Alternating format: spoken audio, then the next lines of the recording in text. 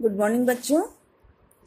आज अपन अरस्तु के विचारों को आगे बढ़ाते हुए अरस्तु ने जो दास प्रथा संबंधी विचार अपने पुस्तक पॉलिटिक्स में बताए हैं, उनका विवेचन किया है, उसको पढ़ने का आज यहाँ पर अपन प्रयास करेंगे।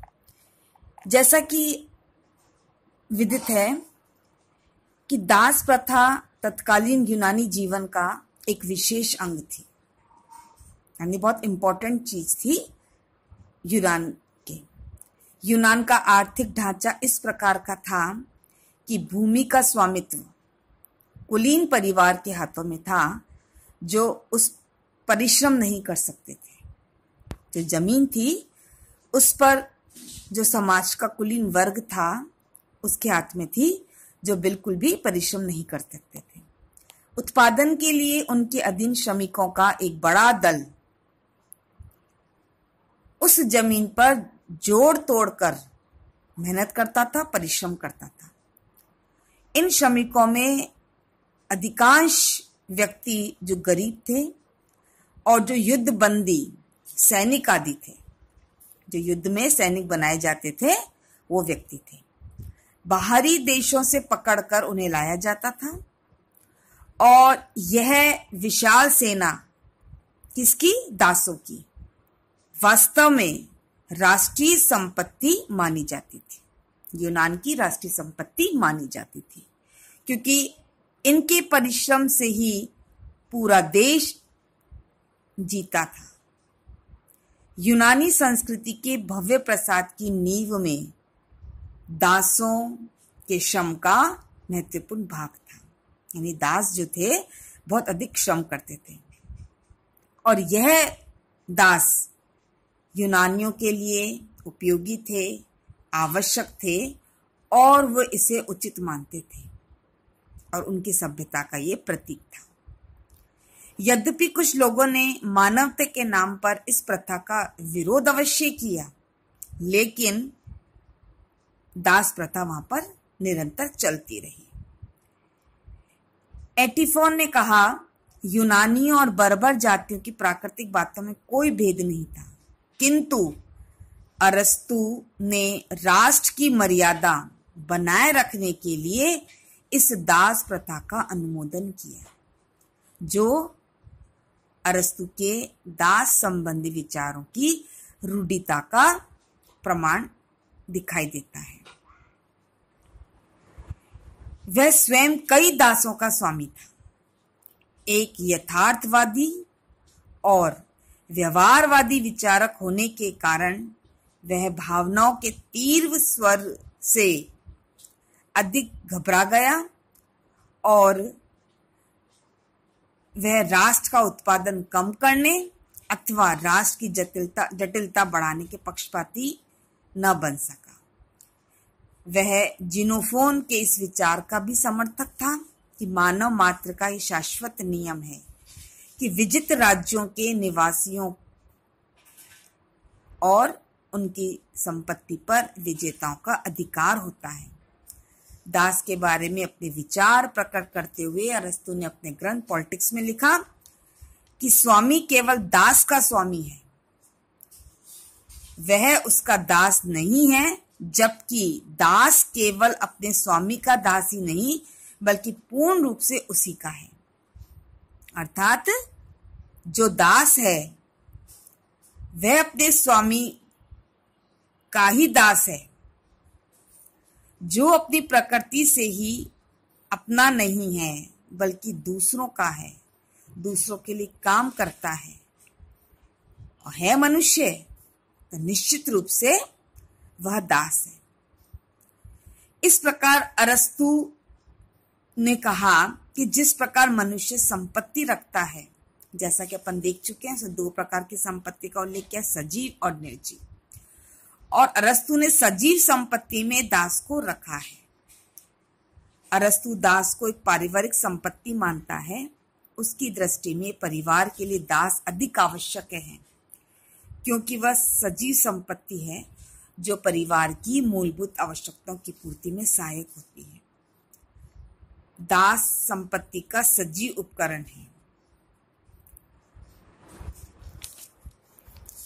दास प्रथा के उसने कुछ आधार बताने के प्रयास किए हैं, नैतिक और भौतिक दोनों पक्षों को उसने समर्थन किया है और इसके तर्कों के माध्यम से स्पष्ट करने का प्रयास किया। नंबर 1, दास प्रथा एक स्वाभाविक व्यवस्था है। अरस्तु के अनुसार दास प्रथा प्राकृतिक है क्योंकि प्रकृति ने मनुष्य को 2 समूह में बांटने का प्रयास किया।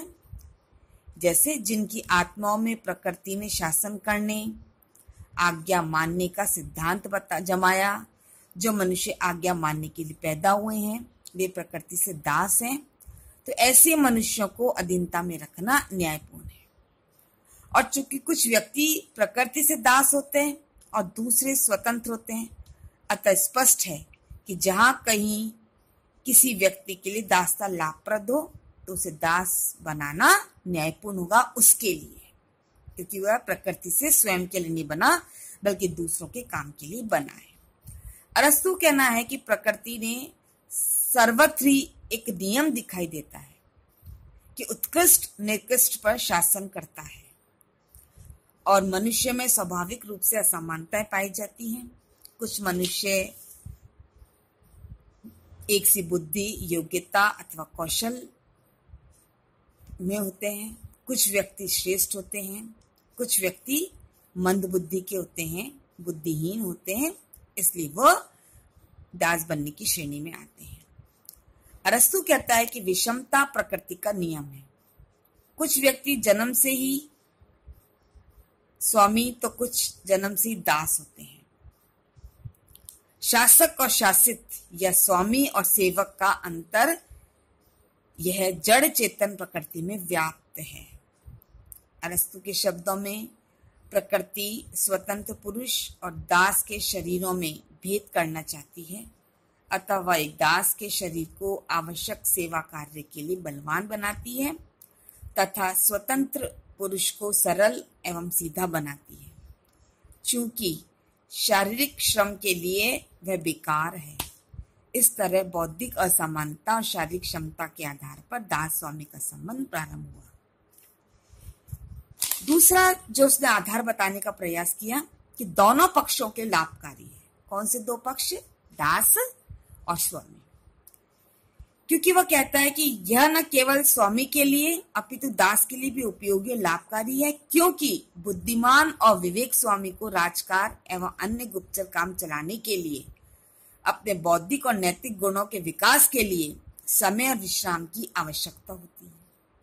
यह अवकाश उन्हें तब मिल सकता है जब उनकी आर्थिक आवश्यकताओं की पूर्ति हेतु दास काम करें, परिश्रम करें, तब वह काम को अच्छे से कर पाएंगे। यदि स्वामियों को शारीरिक और शुद्र काम स्वयं करने पड़ेंगे तो उनका नैतिक और बौद्धिक उन्नति नहीं हो पाएगी। इसलिए दास और स्वामी दोनों के लिए यह प्रथा आवश्यक है, उपयोगी है। स्वामी के साथ साथ दास के दृष्टिकोणों से यह प्रथा उतनी उपयोगी है क्योंकि दास मंदबुद्धि और अयोग्य होते हैं, उनमें समझ और विवेक का अभाव होता है, वे संयम और ज्ञान से परिचित नहीं होते, अतः उनका कल्याण भी तभी संभव है जब वे योग्य, संयमी और विवेकपूर्ण स्वामी के संरक्षण में रहे। अरस्तु के अनुसार यह उचित और आवश्यक है कि दास स्वामी के संरक्षण में रहें, उनकी प्रेरणा ग्रहण करें, उनका मार्गदर्शन प्राप्त करते रहें। इस प्रकार उसका कथन है कि मानवीय अनुशासन में रहने के कारण ही वन्य पशु भी अनेक अच्छी बातें सीख जाते हैं और यही दासों पर भी लागू होता है। इस तरह अरस्तु के अनुसार दास के बिना स्वामी और स्वामी के बिना दास असहाय होंगे, इसलिए दास प्रथा अनिवार्य है, उपयोगी है। तीसरा आधार उससे बताने का प्रयास किया, नैतिक दृष्टि से भी वह दास प्रथा को आवश्यक मानता है, उपयोगी मानता है। उसका मत है कि स्वामी और दासों के नैतिक स्तर में पर्याप्त मात्रा में अंतर पाया जाता है। स्वामी गुणी होते हैं, दास गुणहीन होते हैं, अतः स्वामी का कर्तव्य है कि वह दासों के प्रति स्नेहपूर्ण और दयालु रहें। दास का काम है कि अपने स्वामी की आज्ञा का पालन करे, उसके आदेशों को माने, और जबकि स्वामी और दास दोनों का संपर्क हो एवं स्वामी दास का संबंध हो, जो कि होना स्वाभाविक है। प्रकृति से दास में संयम के सच्चे गुण का अस्तित्व कभी नहीं हो सकता, अर्थात उसमें इतनी क्षमता नहीं होती है कि वह विवेक से अपनी वासनाओं को, अपनी शुद्धाओं को शासित कर सके, परंतु वह एक संयमी स्वामी के अधीन रहकर उनके आदेशों की पालना करते हुए वह इस प्रकार का गुण प्राप्त कर सकता है। उसके सामने मानव गुणों के पूर्ण और निरंतर रूपों के बीच चयन का प्रश्न नहीं उठता, अपितु उसके सामने तो गुणों के निरंतर निम्नतर रूप अथवा उनके अभाव के चयन का प्रश्न उठता है। इसी क्रम में अरस्तु ने दासता के दो प्रकार बताए, स्वाभाविक दासता और वैधानिक दासता। स्वाभाविक दासता से मतलब जो व्यक्ति जन्म से मंदबुद्धि, अकुशल और अयोग्य होते हैं। किसी भी राज्य में इस प्रकार के दासता स्वाभाविक दासता है, और इसके अतिरिक्त युद्ध में अन्य राज्यों को पराजित कर लाए हुए बंदी दास बनाए जा सकते हैं। वैधानिक दासता कहलाती है ये, किंतु इस प्रकार की दासता को अरस्तु यूनान निवासियों पर लागू नहीं करता।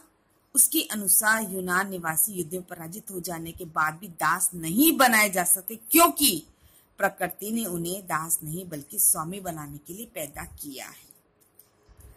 अरस्तु का ये तर्क रूढ़िवादी शास्त्र से टकराकर यहाँ देश काल की परिस्थितियों के बाहर एक कुतर्क सा लगता है।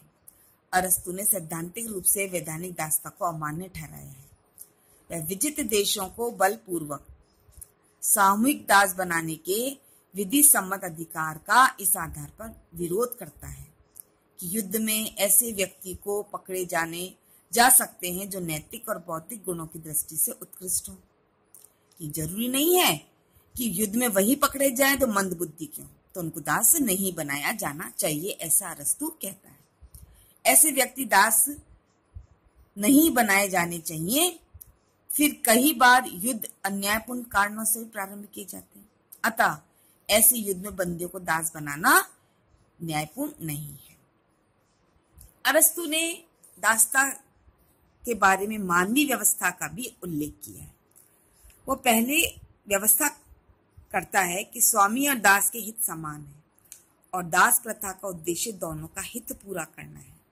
अतः स्वामियों को अपने अधिकारों का दुरुपयोग न करते हुए दासों के प्रति स्नेह और मैत्रीपूर्ण व्यवहार रखना चाहिए। अरस्तु क्रूर दास प्रथा का समर्थक नहीं है। वह दास और स्वामी के संबंध को सहयोगी के रूप में देखना चाहता है।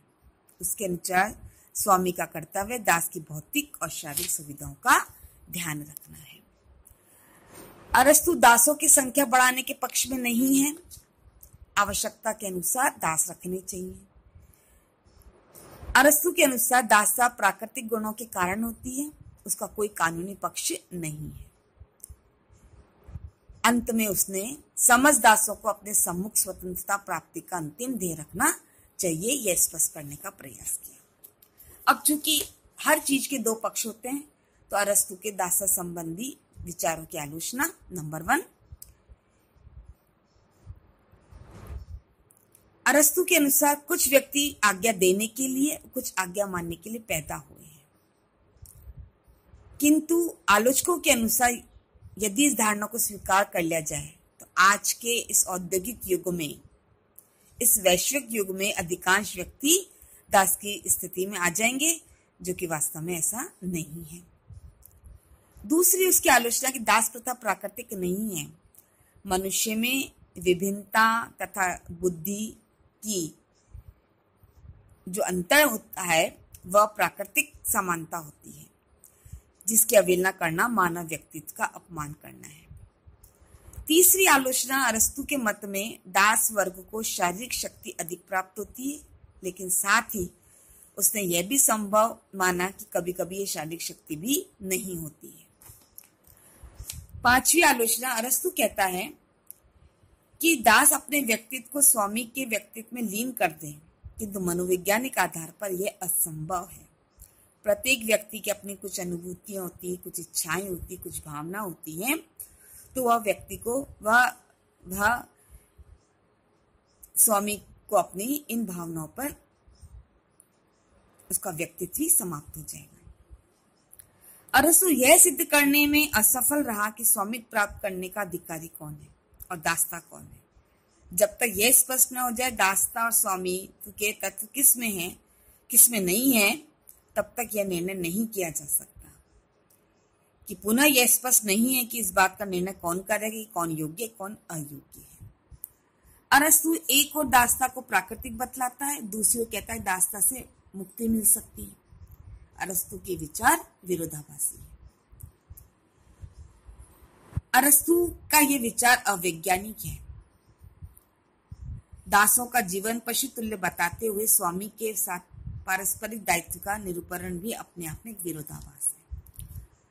उपरोक्त सभी तथ्यों के आधार पर अरस्तु की दास प्रथा संबंधी धारणा आलोचना का शिकार बनी और यह विडंबना ही कही जा सकती है कि अरस्तु जैसा महान यथार्थवादी दार्शनिक वैज्ञानिक समकालीन संस्थाओं और उनके तर्क संगत सिद्ध करने की पूर्वाग्रह से ग्रसित था। अरस्तु के पक्ष में केवल यही कहा जा सकता है कि दासों को तत्कालीन सामाजिक आवश्यकताओं की पूर्ति के लिए आवश्यक मानते हुए उसने इस प्रथा में सुधार करने का जो प्रयास किया वह सराहनीय है। उसने परंपरागत दास प्रथा का विरोध किया, केवल उन्हीं व्यक्तियों को दास बनाने के योग्य माना जो प्रकृति द्वारा योग्य हों। उन्हें दासता से छुटकारा पाने के लिए